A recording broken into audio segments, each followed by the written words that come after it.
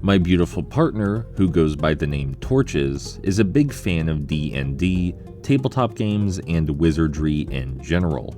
I don't really enjoy D&D personally, because if I'm actively role-playing as a wholly unique character, I prefer to have more freedom than the systems generally seem to allow. I want to put the role-playing first and the mechanics later.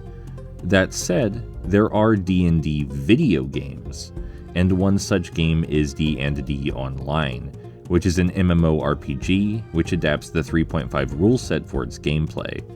So giving D&D Online a go naturally seemed like a good way to learn more about my beloved's hobby and proper D&D lore. First things first, you gotta make a character. I chose a fighter, as I tended to, and went with a full-on smack 'em down build. A name is also mandatory, and it has to be a unique one, since this is an online multiplayer experience. Surprisingly, Heaplethorn Strongbone isn't taken, and my darling Torches settled on a warborn artificer by the name of Malleator. I helped with that. After creation, Heaplethorn Strongbone goes through the same gauntlet as every other chosen hero who washes ashore in the expansive, fantastical landscape of D&D Online. A tutorial mission. During said mission, you learn the ins and outs of gear collectin', monster bashin', puzzle solvin', and general traversin'. It becomes immediately apparent that the game cares about appealing to folks from all walks of life, from the stabby sword folk to the sneaky thief folk to the spellcrafting wizard folk.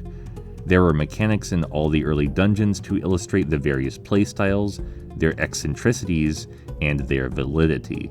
In addition to appreciating the careful design and how it encourages thoughtful exploration of your class's unique attributes, I also had a ton of fun smashing sarcophagi open to loot them for all they're worth, and also solving a pipe dreams puzzle cooperatively. Torches and I make quite the team. They cast damage reduction spells and I smash things with a sword.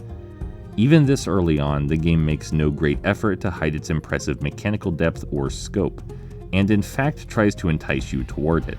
You have 20 hotbars to swap between? And already in the first town, the citizens are being terrorized by a white dragon, which is kind of a big deal. But, in spite of the many more important lessons I should have learned, the most valuable thing I took away from the first few quests is that grave robbing is far less lucrative than simply selling old equipment I don't use anymore.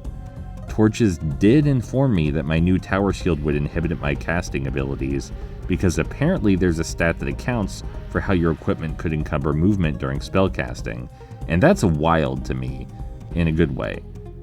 It's also pretty impressive how high quality the curated content is. It's full of tropes, sure, but generic things are generic for a reason.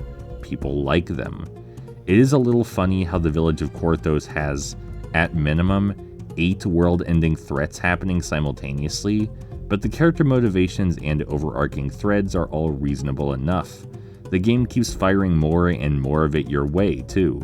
There was never a shortage of exciting new dungeons to explore or people to rescue in my few hours of play.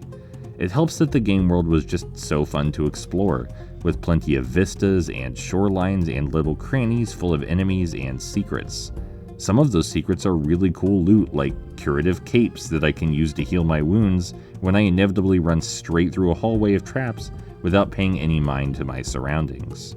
Also, I was playing with a controller the entire time, and I did neglect to mention this during play. As long as it's literally possible to play with a controller, I'm probably going to.